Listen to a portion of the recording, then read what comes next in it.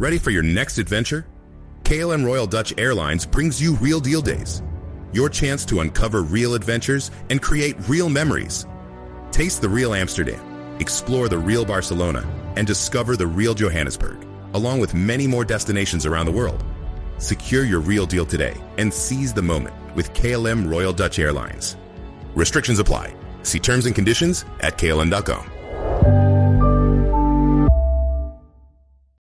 This episode is brought to you by Shopify. Upgrade your business with Shopify, home of the #1 checkout on the planet. Shop Pay boosts conversions up to 50%, meaning fewer carts going abandoned and more sales going cha-ching. So if you're into growing your business, get a commerce platform that's ready to sell wherever your customers are. Visit shopify.com to upgrade your selling today. You may get a little excited when you shop at Burlington.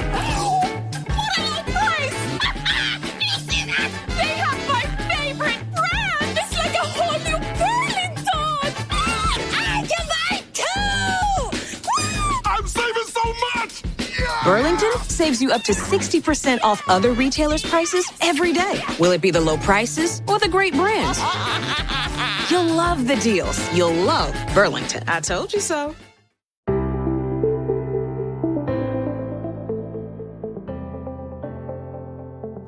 Hello and welcome to the Paddock and the Pavilion with me, your host, Stephen Wallace. Simon Finch, the Barmy Army trumpeter, was back in New Zealand in December, entertaining supporters of both sides and lifting the England players throughout the tour.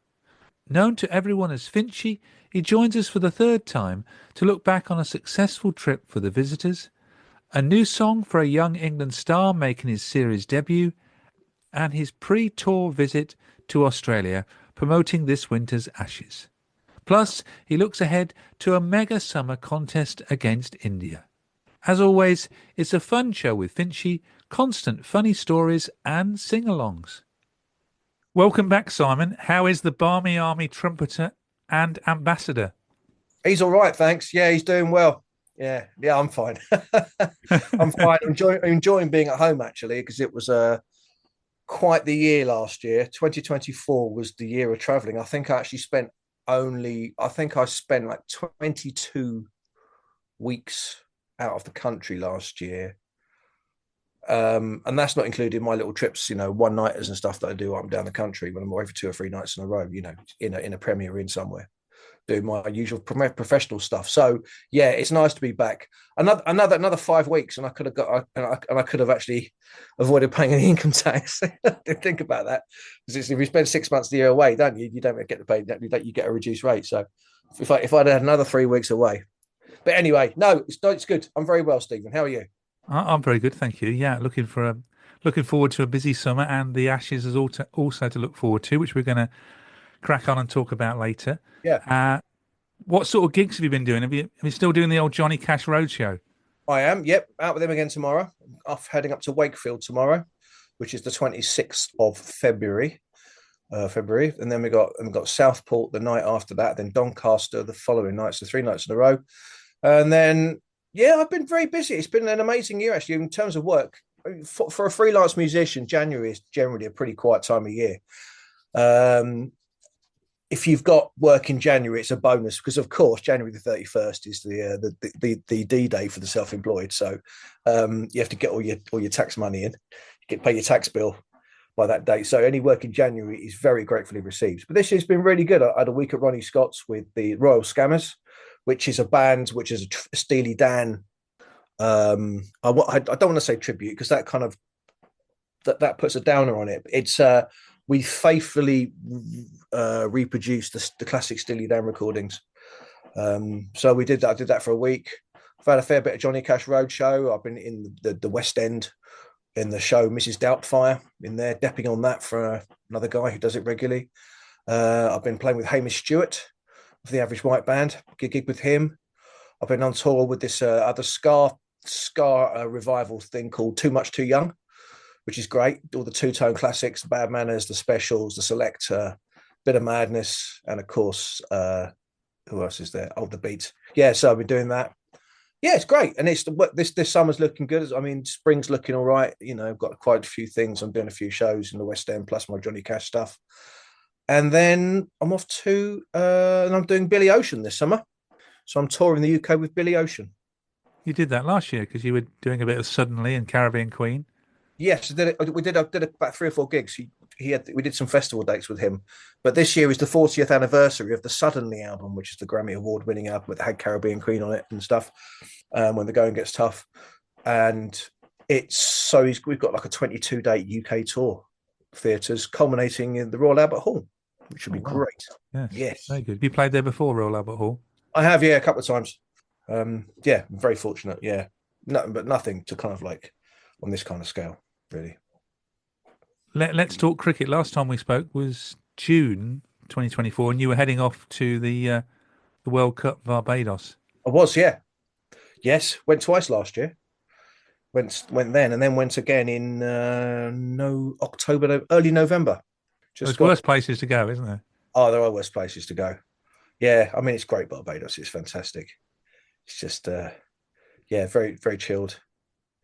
But also it's got a bit of spice about it, a bit of fruitiness about it. You know, it's not just all. It's real. It's not like this plasticky kind of artificial place that you get in certain areas of the world that are quite just as beautiful. Yeah, it's nice. It's good to be there. I mean, I'm so blessed to be doing what I'm doing. It's fantastic. Yeah. So I went there twice. Went to Antigua as well, and then where did we go? So I went from Antigua to Barbados, and then flew back from Barbados. Was home for one night, and then flew straight out to Australia to Brisbane. And I was there for just over 2 weeks with Chris Millard, from the boss of the Barmy Army. We're doing some kind of pre-Ashes build-up content for the Australian Tourist Board, Tourism Australia. So we were in Brisbane, and then we went to Adelaide, Sydney, and Melbourne. And yeah. So you didn't go to Perth, but you went to 4 of the test venues then? That's right, yeah. Went to 4 of the test venues. Didn't go to Perth for some reason. I don't know why that didn't work out. Did people know who you were? In Australia, well, it was funny. I mean, we were in a bar. We were in Sydney. We'd done the bridge, Sydney Harbour Bridge walk, which was all being filmed by their film crew, Tourism Australia's film crew, with the trumpet. Yeah, for the trumpet. It was actually the second time we did it, because we did it on the previous day, but the weather was howling. And the weather was so bad up there that the guys, the workmen whose job it is to repair the bridge, even down tools, and went inside, and we carried on filming. I was out there with my trumpet. It was so cold. The wind was coming down the rain was coming down sideways. The wind was howling around my ankles and ears, and the cameraman, bless him, he had this sort of like this great big plastic Pacamac thing all around his camera, and this really expensive gear. He was getting soaked through, and he was getting really grumpy, but I was getting grumpy. And they were saying like, one more take. It's like, okay, got to get it right this time. Better get it right. So yeah, did that. And then the next day we went up. Anyway, so I digress. So we're in a bar. So we did the shoot the second day, went to this rooftop place for lunch. And I was at the bar, and this bloke turned around to me and just said, Are you the Barmy Army trumpeter? I was like, yeah, hello, yeah. He's like, oh, yeah, cool, man. It was just this Australian guy, Indian Australian guy, who recognised me. And he said, oh, yeah, I recognise you. He said, what are you doing here? And I explained. It's like, okay, yeah, see you in a year's time, baby. So when was that you went there? That was November. That was just before the New Zealand series. Ah, right, yeah. Yeah. So did you do any gigs at all when you were out there at all, or not? No. No. I'm just trying to remember now. No, I didn't. I didn't even sit in with anybody for any jam sessions or anything like that. No. Just doing stuff, promo stuff before heading straight down to New Zealand for the 3 test matches. So you must have. That shows how much you were away from home then. If you went all the way to Australia and then you went off to New Zealand. Yes, it was away. I was away for nearly 7 weeks on that trip in one go, with a sort of one night at home in the middle, when I basically just emptied my suitcase, put a wash on, reloaded the suitcase, and then went out first thing next morning. Bye-bye, love. Bye-bye, son. See you at Christmas. So, New Zealand, we won the series 2-1. Yep. First question, how was the trumpet? Didn't get damaged this time? No. No, although it did get a little bit damaged, but not by there was no third party involved this time. No, it's getting a bit it's got some battle scars, this trumpet now, so it's starting to show its the fact that showed the fact that it was quite a cheap horn when I bought it. But do you have spares then, or? No, I don't have spare it there. No, I'd make it work. It's fine. Yeah, carrying another trumpet is just another hassle, really. I mean, those sort of incidents are so few and far between. I've never had that before in my life. What happened at their last time when the guy nicked it? I've only ever really dropped my trumpet once and damaged it where I couldn't play it once in 30 years. So, I mean, the chances of it happening again are pretty slim. And carry another trumpet, you know what it's like with baggage restrictions these days on the airlines. They just try and fleece you and rinse you for every last bean you got in your pocket. So if I have a second instrument, that means just paying more money. Or rather, the Barmy Army paying more money. So we all know what they're like. No, I'm joking. They're lovely. They're brilliant. So no, one trumpet it is. That's it. I try and travel as light as possible. Christchurch, Wellington, Hamilton. I've been to Hamilton, so I know what that's like. What was the atmosphere like in the three grounds? Oh, fantastic. Great. They're all boutique sort of grounds, particularly Christchurch and Hamilton, particularly. So Christchurch is very small. The actual square is the actual pitch is small. It's I think it holds about 10, maybe 9,000, 10,000. There was good crowds at these three games, wasn't there? there? There was. The weather was. I mean, the was stunning. It was just the sky was so blue. You know, the southern hemispherical summer skies are just so wonderful.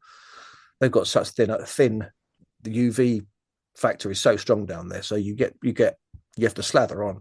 Even you can be burnt by the end of Jerusalem if you're not careful.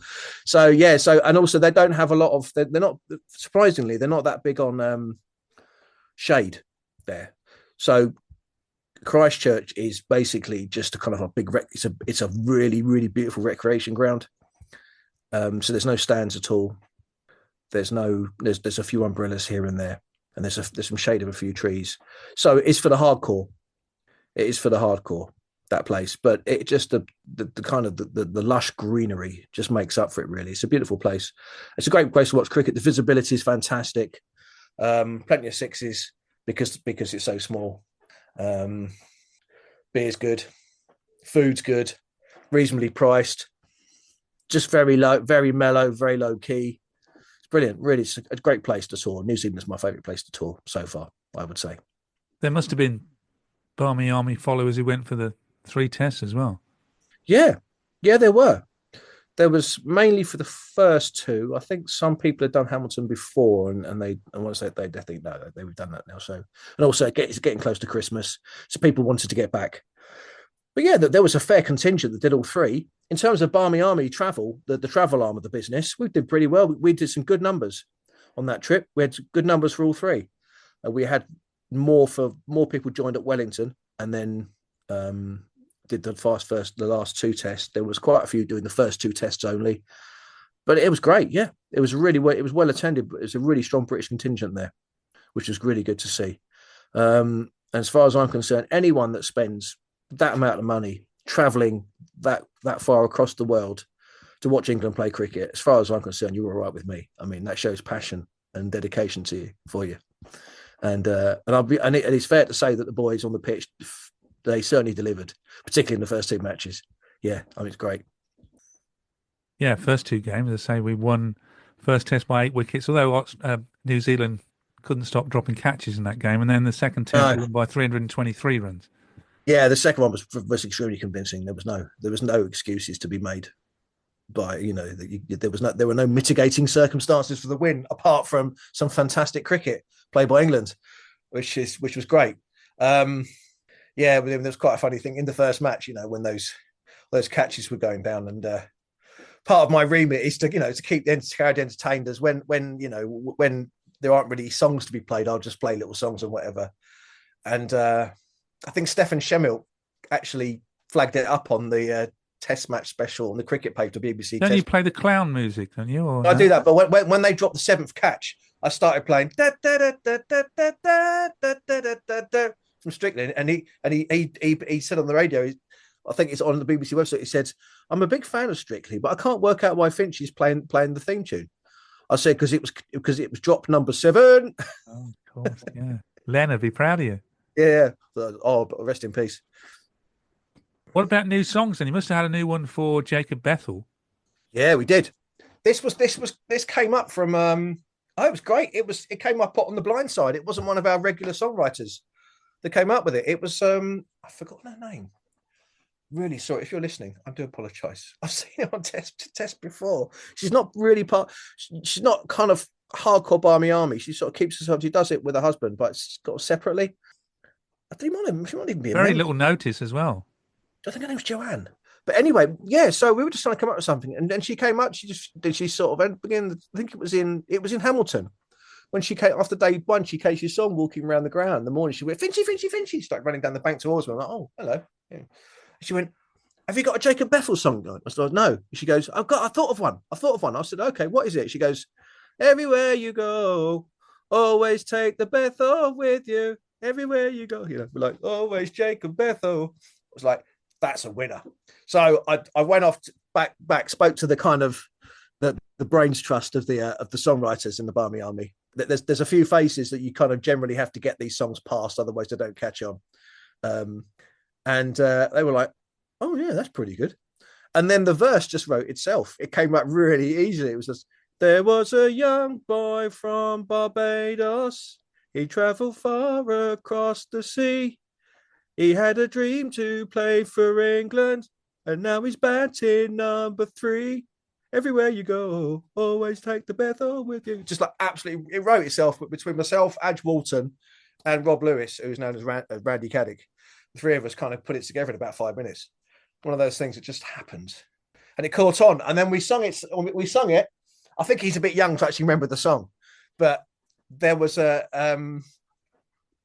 someone sung it, and then I think someone managed to get his phone number and texted him that we've got a song for him, and then we sort of like we started pumping it out from the hill towards him, and he was loving it. It was great. He was applauding and smiling and bowing, and, you know, it's great, really good. So he had 2 games without a song then. He did, yeah. That's not that uncommon, to be honest. I mean, it takes a while sometimes for a song to bed in. Some names just lend themselves to a song title, but some don't. It's much more tricky. You had no Mark Wood though, so you did have a bit of relaxation. I did, yeah. No Woody. That's right. God, my word, yeah. That's still probably the best. That's still probably the. It's hard to say what's the best is, but that's up there with being the best of the songs, I think.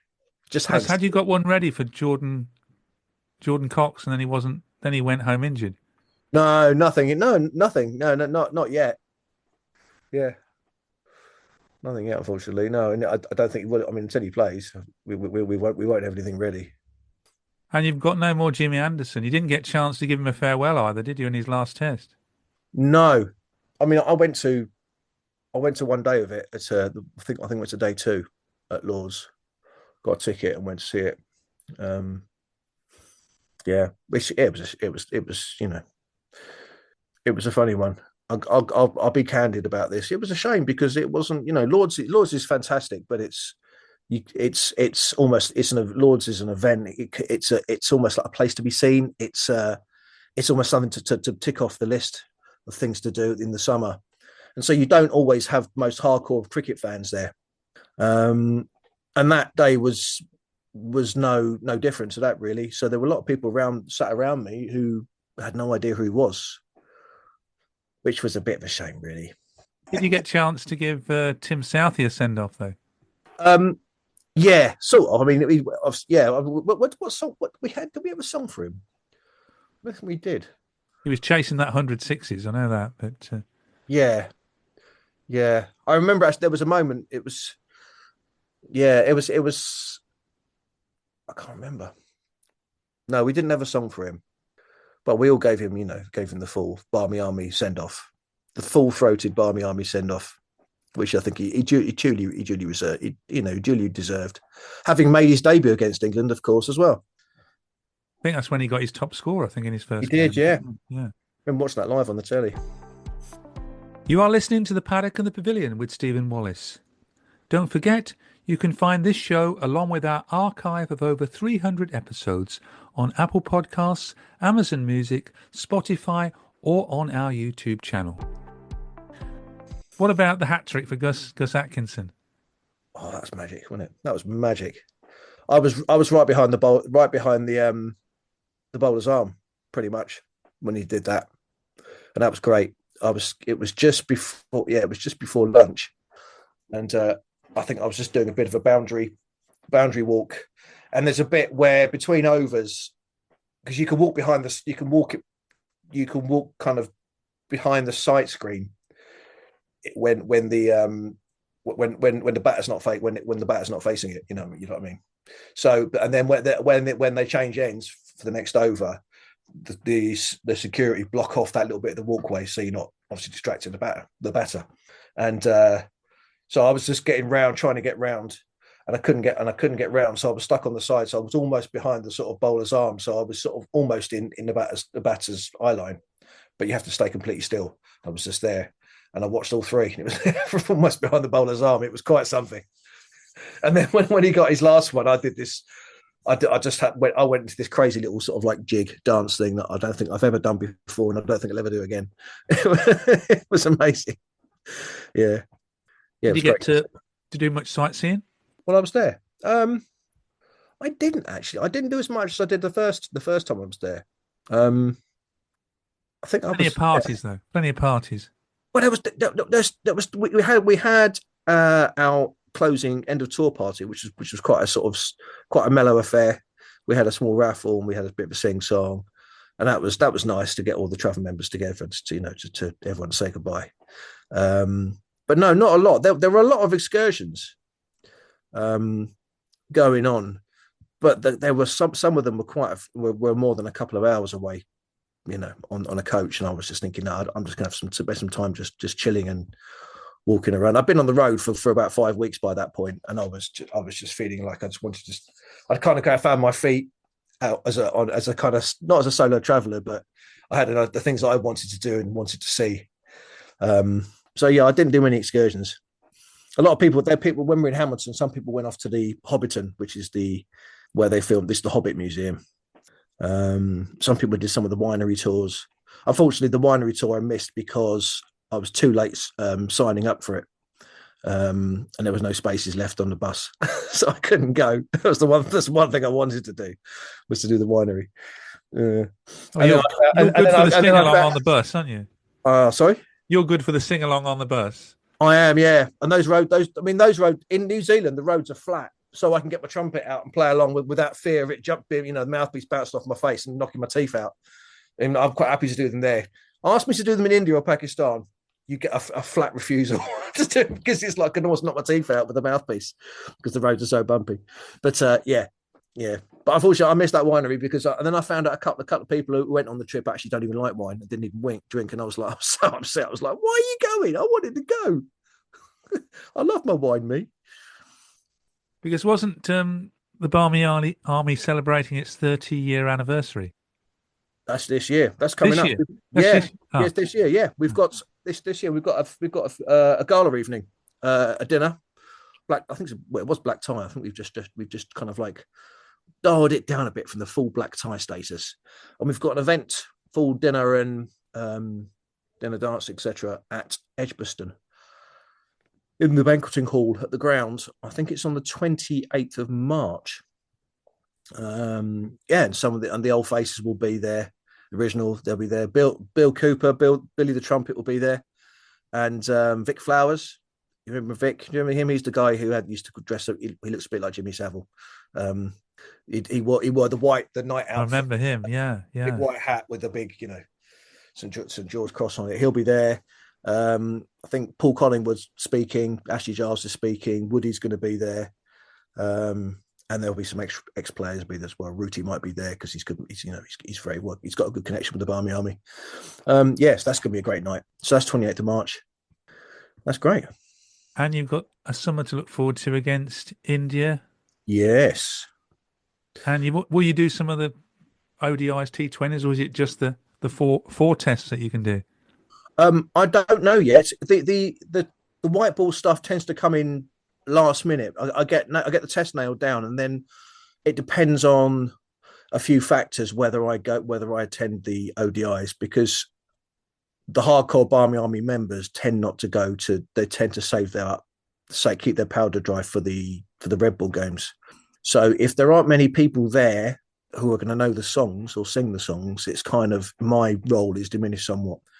So I don't always do all the ODIs. Or if we know with a couple of weeks in advance, there's going to be quite a few of the faces there, regular faces, then they'll say, yeah, can you jump on, Finchy? So, and I do, but I don't know right now. Women's matches? Nothing in the pipeline as of yet for me. I was asked to go out to Australia recently to do the MCG, the test match. Yeah, test match. Yeah, but I couldn't go because I had a string of other dates that were already confirmed. But yeah, no, there's nothing yet, unfortunately. Will you get the Barmy Army over here, or some people from there in competition? Oh yeah, definitely. I mean, that's England home tests against India are brilliant. They are fantastic, particularly Edgbaston. I mean, that is where it all really happens, and the Oval as well, actually. But Edgbaston, I mean, Edgbaston is the spiritual home of the Barmy Army kind of trumpet, really. I think that's where it really happens. But yeah, I'm looking forward to that because we've got a good relationship with them. There's a lot of banter between us and them. And Rakesh Patel, who runs the Barmy Army, he's a friend, and we sort of look out for each other a bit. He was good when we were in India this time last year. He helped us out a lot, actually, with some of the logistics with getting access for the Barmy Army, and because the BCCI they're a behemoth. They've got no idea who the Barmy Army were, really. I mean, it's just we're a bunch of England fans, and we were trying to get some seating together for all our members and stuff and whatever, and we had some issues getting the trumpet into the stadiums because security in Indian grounds are very tight. So Rakesh and the Barmy Army, who now has a relationship with the BCCI, he's worked very hard over the years, and they finally seen value in what he brings to the table.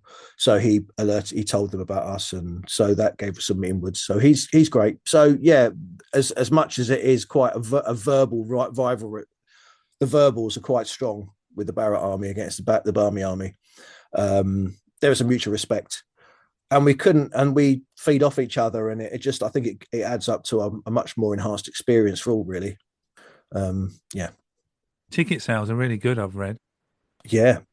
Oh, they always are. I mean, Test cricket. I mean, apart from last summer, but that was just because I think it was, there were a few factors last summer, the price, and also it was the year after the Ashes. It was the year between Ashes and India. So numbers were down. But yeah. I mean, Test cricket still does really well in England, doesn't it? It always does. How do you think we'll go against India? Last hurrah really for Sharma and Virat Kohli. Yeah. Oh, how are we going to do? I mean, you're asking me? Yeah. You're asking me. Lots of Test cricket, don't you? It's going to be 5-0. That's Glenn McGrath here. Yeah. Got to be. I mean, it's got to be. Yeah. Well, I mean, it's players like Shubman Gill's looking in irresistible form at the moment for on the white ball game. But let's see him against the moving ball. I mean, Sharma did it. Was it the last time or the time before when he played that amazing innings at Lords? I think that was last time, wasn't it? I think. Yeah. Last time? No, it wasn't. It was the time before. The time before, was it? Yeah. When they did. He did some. I think he won the Wisden Cricket of the Year, didn't he? Because of one of the Wisden Cricket of the Year for that innings. And he was amazing. But I don't think. I mean, I want to see them against the moving ball. So you're confident against India? Yeah. Oh, at home, yeah, definitely. Yeah. We have got a good record against them at home. Yeah. And they're aside from Sharma and Kohli, the new players that have come through have largely untested in English conditions. Jaiswal's not played here, is he? So. No, he's not played here. So. Yeah, interesting. I mean, but then you've got Bumrah. They've got Bumrah, haven't they? And they've got Shami. I mean, as great as Bumrah is, I mean, I love Shami. I'm a big fan of Shami. I think he's just a wholehearted, modest, just great. Love it. It's just he keeps it really simple, and he's just really skilled at what he does. He does. I mean, Bumrah is amazing, but he's a freak. It's a freak show. It's almost like a circus. It's so out there because all those strange, weird idiosyncrasies come together to create this package of a bowler that's just unbelievable. But it's almost like cheating. It's not cheating, if you know what I mean. It's just he's so unique. It's like a Murali or something. Whereas Shami is just orthodox, but so good, so skilled. And yeah, so I'm looking forward to seeing him. Hopefully Ben Stokes will be back. Oh yeah, no doubt. It'd be amazing. It'd be well rested, fully fit and firing. Attention repeat snoozers. Set your alarm for the oddly specific sleep problem sale. We have just the right mattress for you with a 1-year price guarantee. So where would you look to find the perfect mattress? In a little mattress store or mattress warehouse? Visit mattresswarehouse.com. Returning then to the Ashes. Yes. How are bookings going with the Barmy Army? We haven't really been out there since 2017. I imagine they're going well. Yeah. Yes, as far as I'm aware, they're going well. I mean, you should. Chris will be impressed with that, won't he? Yeah, definitely. I mean, you should book a podcast with Chris or Adam Canning about that, and they'll tell you all about it. And you'll be there for all 5 tests. Probably all 4 or 5 tests, but I think we're doing well. I think we've hit our targets for the packages. So we've got 2 different types of package in terms of. I mean, you can book either 5 tests, 4 tests, 3 tests, whatever you got. But you can have a package that involves your flight, your hotel, your ticket, and all the Barmy Army extras like transfers and parties and Q&As and meet and greets and all this sort of exclusive stuff. But then we're just doing a ticket and hotel package as well, where you get you book your own flight, you get a ticket and you get your hotel room, but you don't get all the extras. So we've done loads on that. And yeah, I mean, the tickets have only been on sale for about 2.5 months or something like that, and I think we've hit our targets. I think. I don't want to say any more than that because I don't want to say the wrong thing. But I think I don't want to speak like I know fully what's going on. But as far as I know, people are happy. I think all the tour operators are pretty happy, to be honest.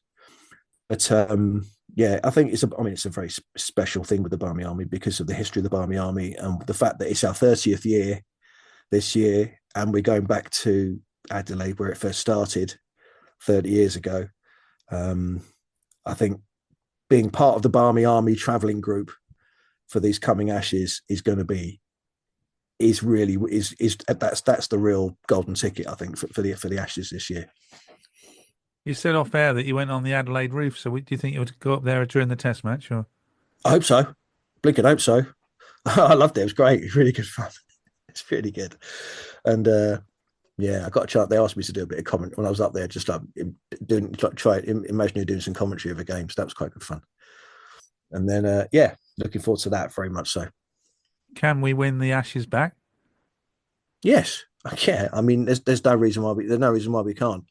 When Cameron, if they keep the same team they had against India, if Cameron Green comes back, he'll be the only player under 30, won't he? So they're aging. I mean, they have got 3 all-time greats in their fast bowling stocks, but particularly Hazelwood, the cracks are starting to appear in his chassis. Don't think Cummins came into his got better as the India series went on, but he didn't start out particularly too cleverly. But Mitchell Stark's always a worry, isn't he?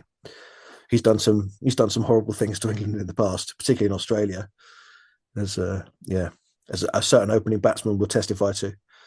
But yeah, no, we could definitely do it. It's a sort of pitch that suits the pitches suit our batters.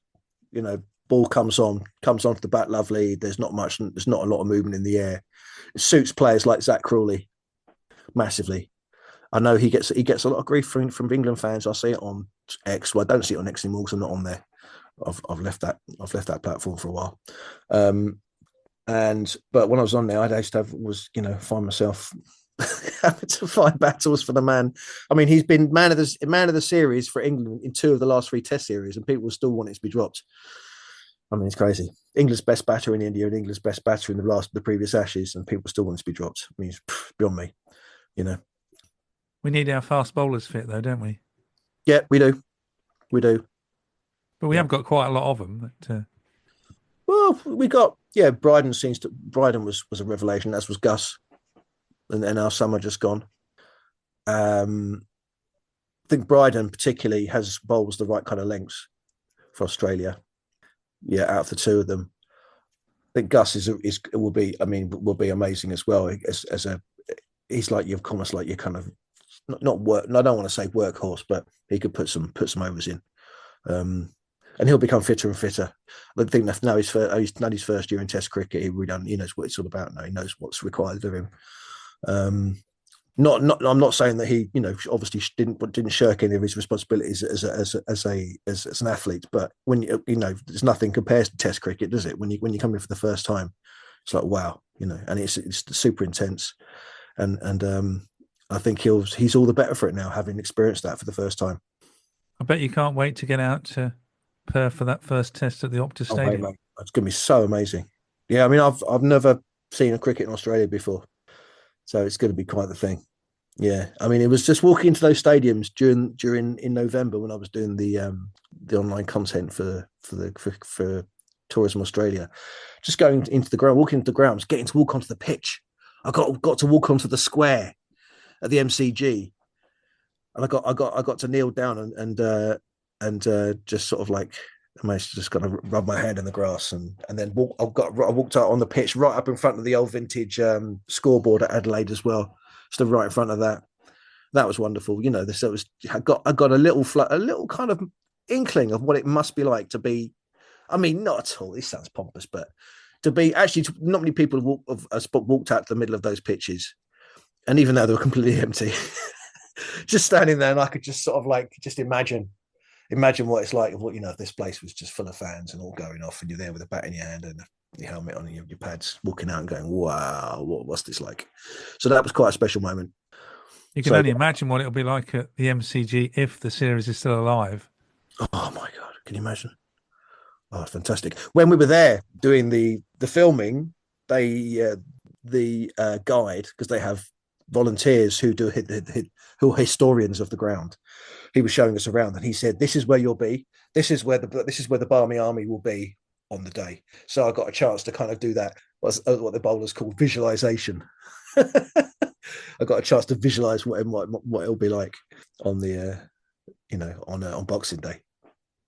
So you've still got the best gig in the world, as you say. Oh yeah, absolutely. Yeah, it's amazing. It is wonderful, and just to feel that, and to feel the kind of feel part of the kind of whole fan experience is it's a privilege. It's an absolute privilege, because I know there's loads of people who love to do what I do, and I'm just it's great to be able to do it and be able to do it. And I'm so lucky to have a family that's very supportive as well. Got to spend a fair bit of time away from home. I mean, aside from the Barmy Army work, being a professional trumpet player, touring and just doing one-off dates up and down the country. Yeah. And as far as I'm concerned, as long as they'll have me doing it, I'll just keep doing it. Well, Billy did 15 years, didn't he? He did. He started much younger than me, though.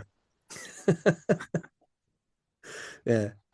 But yeah, he did. I mean, that's amazing to think, really. I mean, I've been doing it for almost 5 years. They do pick you out now. You hear your name mentioned on the radio and the TV when you hear the trumpet. Yeah, that's nice. It's a nice feeling. It is very nice. I mean, they used to pick up Billy's name as well, obviously. Yeah. So, but it's great. I mean, the Barmy Army as a kind of an entity in terms of its visibility, I think has increased somewhat because of what goes on behind the scenes as well. We've got a fantastic office of some very, very dedicated people to the cause, and led very well from the top. They'll work very hard at making the Barmy Army is the thing that it is. It's inclusive as well as being very obviously incredibly partisan, which is what we do. But it's positive, proactive support without insulting anybody, by behaving well, without bad language and without, being rude and aggressive and, basically that old saying about you don't make your own candle burn brighter by putting someone else's out. That's kind of the sort of how I see it. You can be nice and inclusive and positive, and still have the upper hand as fans in the stands. And from very humble beginnings, the Barmy Army. Yeah. Yes. I mean, there's some of the guys are still around. They still come to test matches, and you still see Paul Burnham and Dave Peacock, particularly. They come to a lot of the London games, particularly. I mean, Peacock often comes to a few days at the Oval every year. Paul Burnham comes as well. But yeah, humble beginnings, just a bunch of pissheads, basically, pisshead backpackers, having a laugh. It's brilliant. I mean, it's such a I say English thing because he's on the team, but I mean, it's a British thing, isn't it? It's that kind of really get behind the underdog. It's the Eddie the Eagle Edwards, it's the Frank Brunos, it's the, that kind of thing. They're sort of, they're not quite, or Tim Henman, for example, not just, we love them because they fight hard, but they're not quite at that top level. Or I mean, Eddie Edwards was right at the bottom. We loved him for it. And that's just a British thing. It's really get behind the underdog. And I think nothing kind of, encapsulates that more than the Barmy Army spirit in 95, 96. I never thought we'd get Tim Henman's name mentioned on the Paddock and the Pavilion. That's a first. No. Thank you very much, Simon, for coming back on the Paddock and the Pavilion. Have a wonderful summer. Thank you. And we must catch up either before you go out to Australia, but certainly after you've come back and you brought the Ashes back home with you. Absolutely. Well, hopefully see you there. Oh yes, hopefully, yes, definitely. Yeah, mate, we'll see if you can find a way of getting out there, and then it'd be lovely to see you there. Well, you're always easy to find in the ground, aren't you? Yeah, yes. I was actually, there was a funny talking about that. There was where was it now? I was chatting to Mike Gatting once at a ground. As you do, yeah. Yeah, I think it was where was it? It was in the West Indies because he does some chaperoning on for one of the other competitor touring groups, competing tour groups. And there's the Malcolm Marshall ball that smashed his nose, and then the press conference, afterwards when the journalists asked the most ridiculous question. And I saw him once, and I'd been practicing my trumpet, and I told him the story. I said, "Hey, Mike, I was just like, I thought of you a few minutes ago." He said, "Oh, really? Why?" I said, "Well, I was practicing my trumpet in the corner, just quietly in the stadium. And some bloke come up to tap me on the shoulder and says, 'Excuse me, sir, are you the trumpet player?' I was like, I'm holding a trumpet. Of course I'm the trumpet player." Yeah. So you can always find me in the ground somewhere. Well, thank you again for being on the show. My pleasure. Thank you, Stephen.